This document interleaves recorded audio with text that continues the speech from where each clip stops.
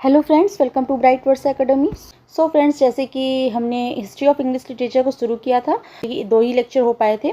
Then आपकी TGT, PGT and LT की तैयारी चलने लगी थी चैनल पर। तो अब हम लोग हिस्ट्री ऑफ इंग्लिश लिटरेचर को पूरा कवर करेंगे। हम 2 क्लासेस आपको प्रोवाइड कर चुके थे जिसमें हमने ओल्ड इंग्लिश लिटरेचर को पढ़ा था। अब आज हम लोग मिडिल इंग्लिश लिटरेचर को पढ़ेंगे। ओके, आज की वीडियो में ये आपके पार्ट वाइज में चलेगी। तो 2 ओल्ड इंग्लिश लिटरेचर जो है उसको हमने डिटेल में कवर किया है, जिसका लिंक हम आपको डिस्क्रिप्शन में दे देंगे। ओके, तो आज हम लोग मिडिल इंग्लिश लिटरेचर को पढ़ेंगे।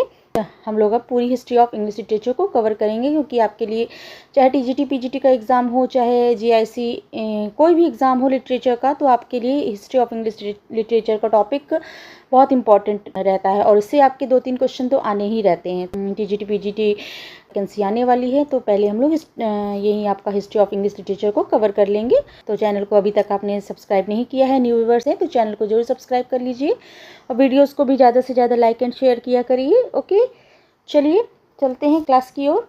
ओके, तो आज हम लोग मिडिल इंग्लिश लिटरेचर को पढ़ेंगे, जो कि आपका टाइम ड्यूरेशन क्या था, 1066 से 1500 तक था। ओके, तो इसके पहले हमने जो 2 वीडियोस में आपको पढ़ाया है, उसको हम लोग कुछ उसके पॉइंट्स को एक बार ओल्ड इंग्लिश लिटरेचर के मेन पॉइंट्स को हम लोग यहाँ पर डिस्कस कर लेते हैं। आपका रिविज़न हो जाएगा और फिर हम लोग मिडिल इंग्लिश पीरियड में चलेंगे। ओके, चलिए देख लीजिए, लेट्स स्टार्ट। सो 450 टू 1066 तक ये आपका यहाँ पर 1066 तक, 450 से 1066 तक आपका ये ओल्ड इंग्लिश पीरियड यहाँ से रहा है। इसको हमने डिटेल में कवर किया है। यहाँ पर हम मेन पॉइंट देख लेंगे तो आपको रिवीजन हो जाएगा। फिर हम लोग मिडिल इंग्लिश पर आएंगे और हम उसका लिंक आपको डिस्क्रिप्शन में दे देंगे, तो आप डिटेल में उसको देख सकते हैं। ओके, तो इसका ड्यूरेशन अभी हमने बताया है 450 टू 1066 AD तक आपका यहाँ पर टाइम ड्यूरेशन है। Also known as Anglo Saxon age. Okay, Anglo Saxon age, Anglo Saxon period आपके ओल्ड इंग्लिश पीरियड को कहा जाता है। बिगनिंग कहाँ से होती है? Arrival of Angles, Saxons and Jutes tribes थी जो आती हैं आपकी, यहीं से आपके स्टार्ट हो जाता है आपका यहाँ से old English period. Okay, and कहाँ से होता है? नॉर्मन कॉन्क्वेस्ट, 1066 में जो नॉर्मन कॉन्क्वेस्ट है उससे एंड होता है। एंड आपका 1066 नॉर्मन कॉन्क्वेस्ट होता है आपका ओल्ड इंग्लिश पीरियड का। ओके, फर्स्ट ग्रेट एपिक कौन सा है? Beowulf. Okay, first epic poet है आपका बियोवुल्फ है। इंग्लिश लिटरेचर में पहला महाकाव्य कहा जाता है। फर्स्ट ग्रेट एपिक है आपका बियोवुल्फ। ये एनोनिमस था, इनके राइटर का नाम नहीं है, तो ये एनोनिमस था, याद रखिएगा। फर्स्ट क्रिश्चियन पोइट थे आपके कैडमॉन। मेजर फीचर्स उस समय ओल्ड इंग्लिश पीरियड के थे हीरोइक पोइट्री, एलिट्रेशन का यूज़ था, ओरल ट्रेडिशन, ओरली यूज़ होता था आपका ये लिटरेचर में। ओके, मेजर राइटर उस समय के थे कैडमॉन जो कि आपके क्रिश्चियन, अभी मैंने ऊपर बताया, फर्स्ट क्रिश्चियन पोएट थे। सिनेवुल्फ आपके रिलीजियस पोएट थे। किंग एल्फ्रेड जिन्होंने एजुकेशन और प्रोज लिटरेचर को बढ़ावा दिया है। तो ये मेजर राइटर्स थे उस समय के ओल्ड इंग्लिश पीरियड के। ओके, तो ये इंपॉर्टेंट कुछ जो पॉइंट है वो हमने यहाँ पर ओल्ड इंग्लिश पीरियड को एक बार रिवाइज कर लिया। ओके, और आप पूरा डिटेल में पढ़ना चाहते हैं तो आप वीडियोज़ को देख सकते हैं। ओके, चलिए अब हम लोग यहाँ से मिडिल इंग्लिश एज को स्टार्ट करते हैं। चलिए, तो मिडिल इंग्लिश एज आपका लिटरेचर जो था वो 1066 से 1500 ईस्वी से तक रहा है। ओके, मिडिल इंग्लिश लिटरेचर 1066 से आपका 1066 से 1500 ईस्वी तक रहा है। The most significant periods in the history of English literature, एक बहुत ही सिग्निफिकेंट महत्वपूर्ण काल है आपका 1066 से 1500 ईस्वी का जो मिडिल इंग्लिश पीरियड है। Okay, this period acts a bridge between old English Anglo Saxon age and the renaissance. ये क्या कहलाता है? एक ब्रिज हो गया, ये ब्रिज है आपका, एक तरीके से आपका ब्रिज है क्या मिडिल इंग्लिश पीरियड किसके बीच में? ओल्ड इंग्लिश जो एंग्लो सेक्शन पीरियड है, एज है, और रेनेसा के दोनों के बीच का एक ब्रिज है आपका मिडिल इंग्लिश लिटरेचर। ओके, और इसी पीरियड में जो इंग्लैंड है वो आपका political, social, religious, linguistic and literary transformation होता है यहाँ पर आपके इसी पीरियड में। And that shape the future of English literature, और जो शेप दे रहा है आपके इंग्लिश लिटरेचर को। इसी समय जो आपकी इंग्लिश की लैंग्वेज है वो आपकी साहित्य की भाषा, लिटरेचर की भाषा बनती है। ओके, तो ये आपका पीरियड बहुत इंपॉर्टेंट है और एक ब्रिज है आप ओल्ड पीरियड एंड रेनेसा के बीच में। The middle English period begins with the Norman conquest इन 1066।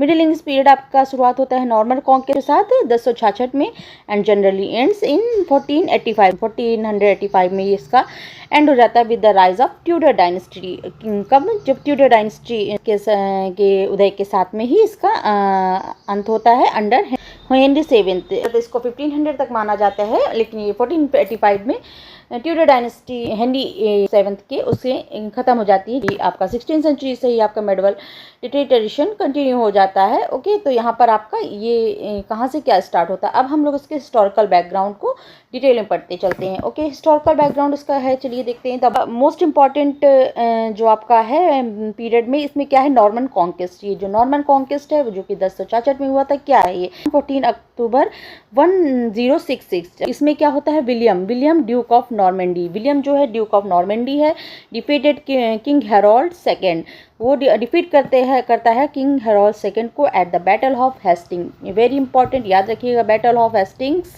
किसके बीच में हुआ, Duke of Normandy William and King Harold के बीच में, जो कि विलियम हरा देता है आपके किंग हेरोल्ड को। यही कहलाता है आपका Norman conquest. Okay, and become William the conqueror, और अपने आप को विलियम द कॉन्करर जेता घोषित होता है, बनता है 1066 से 1087 तक जो कि रहा है। ओके, ये आपने याद रखना, यही चीज़, यही घटना नॉर्मन कॉन्क्वेस्ट कहलाती है। क्लियर हुआ इतना। 14 अक्टूबर 1066 को विलियम ड्यूक ऑफ नॉर्मंडी जो है, उन्होंने बैटल ऑफ हेस्टिंग में किंग हेरोल्ड सेकेंड को डिफीट किया और विलियम द कॉन्करर के रूप में इंग्लैंड के राजा बना। और उसका शासनकाल रहता है वो 1066 से 1087 से। इंग्लैंड में एक नए युग का यहाँ से आरंभ होता है। Okay, clear.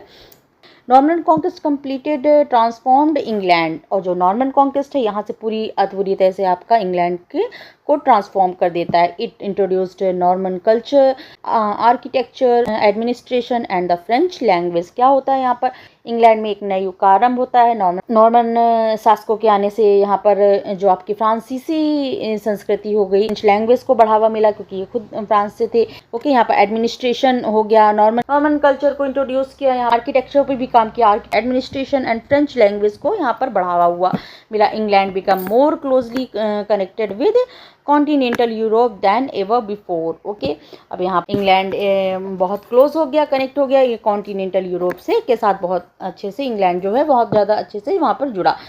Several important historical events shaped this is. Okay, कुछ इंपॉर्टेंट जो आपके यहाँ पर हिस्टोरिकल इवेंट्स हुए हैं उनको देख लीजिए, वेरी इंपॉर्टेंट है, ये आपको इंपॉर्टेंट रहेगा, इसको ध्यान रखिएगा। ऑल पॉइंट्स हैं यहाँ पर, तो इसको याद रखिएगा, पूछ लिया जाता है एग्जाम्स में। तो मैग्ना कार्टा कब हुआ है, 1215 में आपका जो है ये क्या है, इसमें क्या है, sign during the reign of King John. Magna Carta का ये जो रूल है आपके किंग जॉन के समय में हुआ। Limited the absolute authority of, क्या था ये चीज़, मैग्ना कार्टा जो है किंग जो आपके जॉन के शासनकाल में हस्ताक्षरित दस्तावेज होते राजा के निरंकुश शक्ति पर नियंत्रण का पहला महत्वपूर्ण प्रयास था। तो ये मैग्ना कार्टा क्या था, मैग्ना कार्टा जो था राजा जो किंग जॉन थे उनके शासनकाल में हस्ताक्षरित दस्तावेज था जो राजा की निरंकुश शक्ति पर नियंत्रण करता था। ये नियंत्रण का पहला महत्वपूर्ण एक प्रयास था, क्या, मैग्ना कार्टा था जो राजा की शक्तियां थी उसको ये कंट्रोल करता है। ओके, तो 1215 में आपका आया है Magna Carta. Okay, it regarded as the foundation of constitutional government and democracy. इसे आधुनिक लोकतंत्र और संवैधानिक शासन की आधारशिला माना जाता है। ओके, फाउंडेशन माना जाता है कॉन्स्टिट्यूशनल गवर्नमेंट एंड डेमोक्रेसी का। ओके, मैग्ना कार्टा हो गया। ओके, नेक्स्ट है the 100 year Wars. The 100 year Wars क्या है, जो कि 1337 से 1453 तक आया है। ओके, 100 ईयर वॉर्स क्या था, इसमें जो इंग्लैंड और फ्रांस के बीच में ये लड़ा गया है आपके बिटवीन किसके हुआ, इंग्लैंड एंड फ्रांस के बीच में है। इंकरेज नेशनल कॉन्शियसनेस, इंकरेज किया गया है national consciousness, strengthen the status of the English language. इसमें इंग्लैंड और फ्रांस के बीच में लड़ा गया है, वार है, राष्ट्रीय भावना और अंग्रेजी जो आपकी लैंग्वेज है के विकास का कारण बना। ओके, तो 100 ईयर वार्स जो आपका 1337 से 1453 तक हुआ है इंग्लैंड एंड फ्रांस के बीच में। ओके, ये 100 ईयर वॉर्स हो गए, ये इंपॉर्टेंट हैं सारे क्योंकि आपके एग्जाम में पूछे जाते हैं। द ब्लैक डेथ क्या है, 1348 में जो की है एक महामारी हो गई थी। Wasted England by killing nearly 1/3 of its population. 1/3, इसमें इस महामारी में इंग्लैंड की लगभग 1/3 जो पॉपुलेशन थी, जनसंख्या समाप्त हो गई थी। ओके, एंड इसके कारण जो वीकेंड फ्यूडलिज्म, तो सामंती व्यवस्था जो है इसमें कमजोर हुई, जो 1/3 जनसंख्या ही खत्म हो गई, तो वीकेंड यहाँ पर उसकी सामंती व्यवस्था पर प्रभाव पड़ा। And improve the condition of peasants, और किसानों की स्थिति में सुधार हुआ है। ओके, तो ये ब्लैक डेथ हो गया आपका 1348 में, improve the condition of peasants. Okay, the war of roses, the war of roses क्या है? War of roses 1455 to 1485। ये आपके houses of Lancaster and York ended with the victory of Henry seventh who founded the Tudor dynasty and prepared England for renaissance. Okay, wars of roses क्या है? जो है एक गृह युद्ध था लैंकेस्टर एंड यॉर्क राजवंशों के बीच में हुआ। इसके बाद जो हेनरी सेवेंथ ने ट्यूडर डायनेस्टी की यहाँ पर स्थापना की, जिसने आगे चलकर रेनेसा का मार्ग यहाँ पर प्रिपेयर किया England for the Renaissance, England को रेनेसा के लिए। ओके, ट्यूडर डायनेस्टी की स्थापना हुई जिसने आगे चलकर रेनेसा का मार्ग प्रशस्त किया, प्रिपेयर किया इंग्लैंड को रेनेसा के लिए। ओके, तो वार ऑफ रोजेज है जो 1455 टू 1485 में हुआ। ओके, तो ये अभी हमने क्या देखा? हिस्टोरिकल बैकग्राउंड जो था। पॉलिटिकल बैकग्राउंड कुछ देख लेते हैं, चलिए। The Norman rulers introduced the feudal system. अब जो नॉर्मन शासक थे उन्होंने इंग्लैंड में फ्यूडल सिस्टम को यहाँ पर लागू किया, under which society was divided into lords, knights, clergy and peasants. तो इन्होंने नॉर्मन शासकों ने इंग्लैंड में फ्यूडल सिस्टम लागू किया। उसमें राजा सबसे ऊपर था, उसके नीचे सामंत, लॉर्ड्स हो गए, फिर नाइट्स हो गए एंड फिर पीजेंट्स आते थे। French become the official language of administration, और फ्रेंच जो है उन्होंने फ्रेंच लैंग्वेज को बढ़ावा दिया, बार की, लॉ और एडमिनिस्ट्रेशन की भाषा बन के भी। और इंग्लिश जो है वो आपकी ऑर्डिनरी पीपल की लैंग्वेज हो गई। और लैटिन किसकी थी? यहाँ शायद पॉइंट नहीं दिया है, यहाँ पर लैटिन भाषा चर्च की भाषा हो गई थी। ओके, तो यहाँ इंग्लिश जो है कॉमन पीपल के लिए हो गई थी, ये भाषा इनकी डिवाइड हो गई थी इस तरह। क्योंकि अब कॉमन मैन क्या करेगा, वो तो फ्रेंच और लैटिन वगैरह में इतना मास्टर नहीं हो पाया, तो वो कॉमन इंग्लिश ही यूज़ कर रहा था। लेकिन जो दरबार की भाषा, कोर्ट की भाषा हो गई, वो आपकी फ्रेंच हो गई, चर्च की भाषा लैटिन हो गई एंड ऑर्डिनरी पीपल की इंग्लिश हो गई। As political stability increased, parliament gradually become a stronger and centralised monarchy developed. और यहाँ पर पॉलिटिकल स्टेबिलिटी इंक्रीज होती है, पार्लियामेंट ग्रेजुअली बिकम स्ट्रॉन्ग होता है एंड सेंट्रलाइज्ड मोनार्की डेवलप्ड। और सेंटर क्या रहता है? मोनार्की डेवलपमेंट पर। ओके, तो ये पॉलिटिकल बैकग्राउंड हो गया। रिलीजियस बैकग्राउंड भी देख लेते हैं, चलिए। Religious dominated every aspect of medieval life, जीवन के हर पहलू पर धर्म का दबदबा था वहाँ पर। Roman Catholic church was the most powerful institution in Europe, और रोमन कैथोलिक चर्च जो यूरोप के सबसे ताकतवर संस्था थी उस समय। Monasteries become centre of enduring and learning, मठ जो है मोनेस्ट्रीज शिक्षा और सीखने के सेंटर बन गए थे, सीखने और एजुकेशन की आपके मोनेस्ट्रीज बन गए थे, मठ वगैरह। Pilgrimage were considered acts of religious devotion, pilgrimage जो धार्मिक यात्रा होती थी उसको रिलीजियस डेवोशन मानते थे।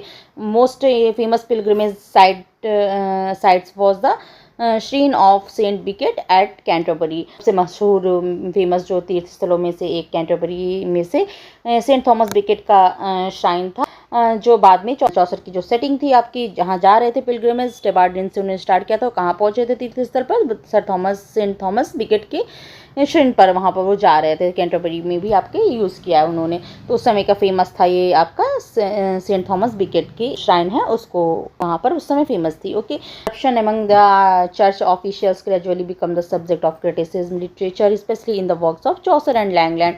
तो और फिर जो चर्च में उस समय करप्शन भी होने लगा था, तो चर्च के अधिकारियों के बीच में भ्रष्टाचार धीरे धीरे जो लिटरेचर में जो कि खासकर आपके चौसर और लैंगलैंड की रचनाओं में आलोचना का विषय हमें देखने को मिला। तो वहाँ पर करप्शन भी हो गया था, तो ये चीज़ लिटरेचर में इन्होंने दिखाई भी है।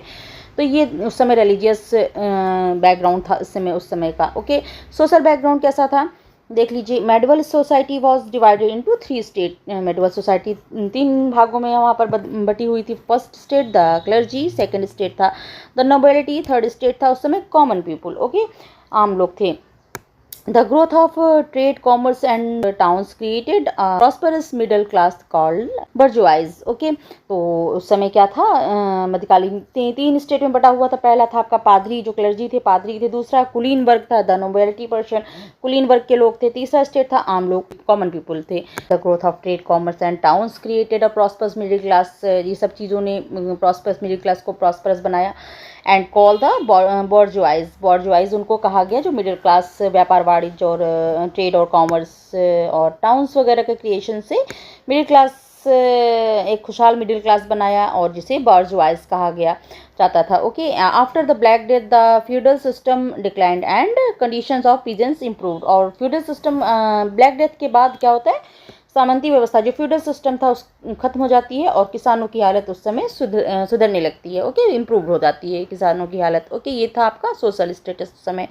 लिंग्विस्टिक डेवलपमेंट क्या हुआ था उस समय, ये हम लोग मिडिल इंग्लिश लिटरेचर को पढ़ रहे हैं। ओके, वन ऑफ द, इसमें हर चीज़ हिस्टोरिकल, पॉलिटिकल, रिलीजियस सबसे क्वेश्चन बनते हैं आपके, तो हर एक पॉइंट को आपको अच्छे से क्लियर पता होना चाहिए। Okay, one of the greatest achievements of this period was the development of English language. सबसे ग्रेटेस्ट अचीवमेंट इस समय का क्या था, इंग्लिश लैंग्वेज का। ओके, इस समय सबसे बड़ी उपलब्धियों में से एक अंग्रेजी भाषा का विकास था।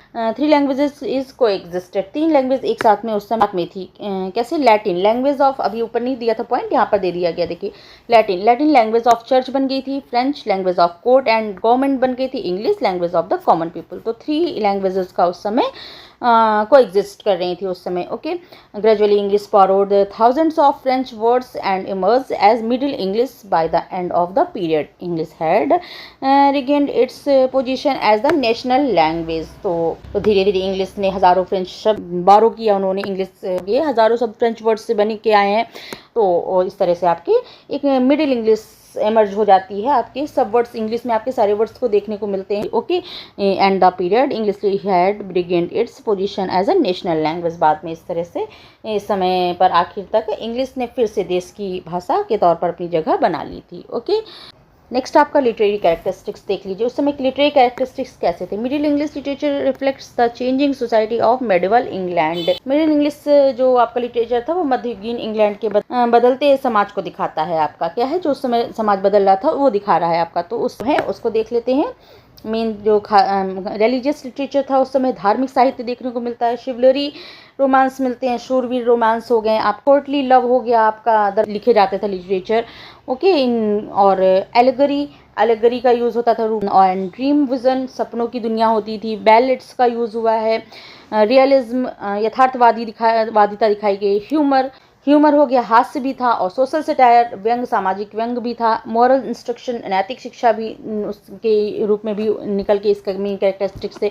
ग्रोथ ऑफ ड्रामा का भी विकास हुआ है, राइज ऑफ वर्नाकुलर लिटरेचर, आम भाषा के साहित्य का यहाँ पर उदय हुआ है। ओके, तो ये मेन लिटरेरी कैरेक्टरिस्टिक्स थे यहाँ पर हमको देखने के मिलते हैं। ओके, अब मेन हम लोग जो आपका है जॉफ्री चौसर जो मेन पोइट्स आपके आ जाते हैं, आपके प्रोमिनेंट राइटर थे उस समय के आपके, कौन, जॉफ्री चौसर 1342 1400 का टाइम ड्यूरेशन था आपका। ओके, जॉफ्री चौसर आपके मेन आपके आ जाते हैं इसमें पोइट में।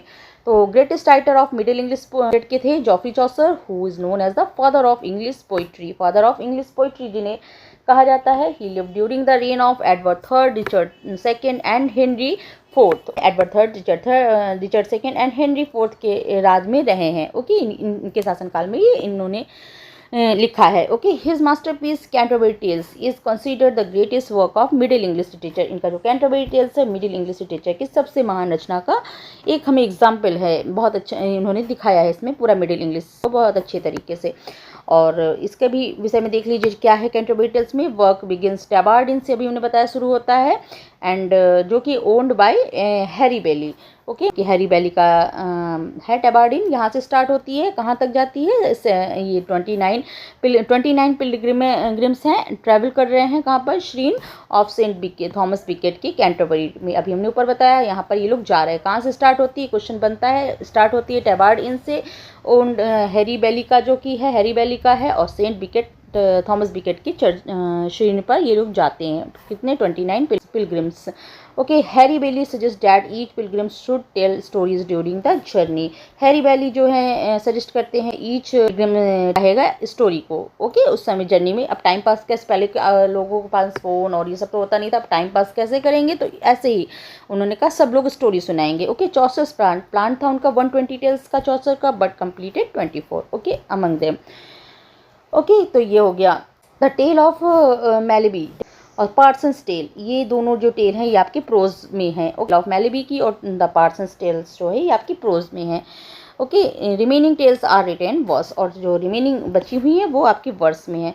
तो greatness of Canterbury Tales lies in the realistic portrayal of medieval society. तो कैंटरबरी टेल्स की जो मध्ययुगीन समाज के रियलिस्टिक एक चित्रण करती है। It presents characters from every social class including the knight miller, wife of Bath, partner, monk, nun, merchant, clerk and doctor. तो इसमें नाइट मिलर, वाइफ, ये सभी लोग जो हैं सोशल क्लास के किरदार हैं, जो कि उस समय के मिडिवल एज को यहाँ पर रिप्रेजेंट करते हुए दिखाते हैं। ओके, हर एक सोशल क्लास के को रिप्रेजेंट कर रहे हैं यहाँ पर। ओके, तो ये आपका हो गया जॉफ्री चौसर पर, जो आपके मेन प्रोमिनेंट राइटर थे। अब और भी जो राइटर थे उनको देख लेते हैं। विलियम लैंगलैंड, उनके बाद आपके मेन तो आपके चौसर हो गए, फिर विलियम लैंगलैंड किया। William Langland was Chaucer's contemporary, उनके ही कंटेम्प्रेरी हैं। मास्टरपीस उनका पायर्स प्लोमैन है। पायर्स प्लोमैन एक एलोगोरिकल ड्रीम विजन है आपका। ओके, पोएम क्रिटिसाइज, इसमें क्या है, क्रिटिसाइज करती है poem corruption within the church, greed among the clergy and social injustice, the emphasising honesty, labour and Christian morality. Okay, work है जो उनका चर्च के अंदर जो करप्शन था, क्लर्जी एंड जो सामाजिक अन्याय हो रहे थे, सोशल इनजस्टिस हो रहा था, कि यहाँ पर आलोचना करता है और एम्फसाइज करता है, जोर देता है honesty, labour and Christian morality पर। ओके, ये इस तरह दिखाता है वहाँ पर चर्च पे जो करप्शन हो रहा था उसको ये आपका वर्क दिखाता है। ओके, ये आपका लैंगलैंड का हो गया, मेन वर्क था। और आपका एक और राइटर हैं, वो जो मेन है the Gawain poet. Okay, the Gawain poet और another important anonymous poet. Anonymous poet कहा जाता है, is known as the Pearl poet और गॉविन पोइट। इनको पर्ल पोइट या फिर गॉविन पोइट कहा जाता है। ओके, एनोनिमस हैं। हिज इम्पॉर्टेंट वर्क इंक्लूड्स, उनके इम्पॉर्टेंट वर्क थे sir Gawain and the Green Knight, Pearl, Patience, Cleanness. Okay, cleanness. These works combine Arthurian romance with Christian आइडियाल्स। ये जो इनके वर्क्स थे वो आर्थरियन रोमांस को ईसाई आदर्शों के साथ जोड़ते हैं। ओके, तो ये थे आपके गॉविन पोइट। ओके, तो इनको गॉविन पोइट या पोइट, पर्ल पोइट के नाम से जानते हैं। मेडिवल ड्रामा, उस समय ड्रामा फ्लोरिश हुआ है। Drama develop significant during the period, इस समय के दौरान ड्रामा काफ़ी डेवलप हुआ है। द थ्री इंपॉर्टेंट फॉर्म क्या थे, mystery plays, miracle plays and morality plays. तो मिस्ट्री प्लेज क्या थे, based on stories from the Bible, जो कि बेस होते थे बाइबल की स्टोरियों पर। Okay, that is called mystery plays. And based on the lifes of saints and miracles, saints और उनके जो चमत्कार होते थे, मिरेकल्स होते थे, वो बेस्ड होते थे, कहलाते थे वो मिरेकल प्लेज हो गए। और morality plays, allegorical plays teaching moral lesson, ethics सबक सिखाने वाले जो एलोगोरिकल प्ले होते थे। एलोगोरिकल प्लेज होते थे जो टीचिंग मॉरल लेसन सिखाते थे। एलोगोरिकल प्लेज होते थे, मॉरलिटी प्लेज कहते थे उनको। The best example every man हो गया। ओके, जो इसका एवरी मैन करके है ये आपका हो गया example. Other important European writers थे जो कि although not English writers, they greatly influenced English literature। English literature से ये इन्फ्लुएंस थे। इंग्लिश लेखक नहीं थे, राइटर नहीं थे, लेकिन इन्होंने इंग्लिश लिटरेचर पर बहुत असर डाला है। तो दाते एलिगेरी, तो द डिवाइन कॉमेडी जिनका था। और नेक्स्ट आपका है जियोवानी बोकोसियो, ये आपका द डेकामेरॉन जिनका था। Francisco Petrarch, father of humanism थे ये। ह्यूमनिज्म, क्रिस्टाइन डी पिज़ान, ये शुरुआती फेमिनिस्ट राइटर थे, आपके अर्ली फेमिनिस्ट राइटर थे। तो ये कुछ जो यूरोपियन पोएट थे, इनका असर डाला इन्होंने लिटरेचर पर। Contribution of the middle English age, middle English age का योगदान क्या रहा है देख लेते हैं जल्दी से। कि the English period made several lasting contribution, established English as a literary language. एक नज़र में आपको देखते चलेंगे जल्दी से। एक इंग्लिश लैंग्वेज को लिटरेरी लैंग्वेज के तौर पर स्थापित किया। Produce Geoffrey Chaucer, the father of English poetry, जो हमें यहाँ पर जॉफ्री चौसर देखने को मिल रहे हैं। Developed realism and characterisation, realism और कैरेक्टराइजेशन का डेवलपमेंट मिला। Popularise allegory, romance and dream vision जहाँ पर हमें देखने को मिले। Let the famous of renaissance literature, renaissance literature की नींव रखी आपकी मिडिल इंग्लिश पीरियड ने।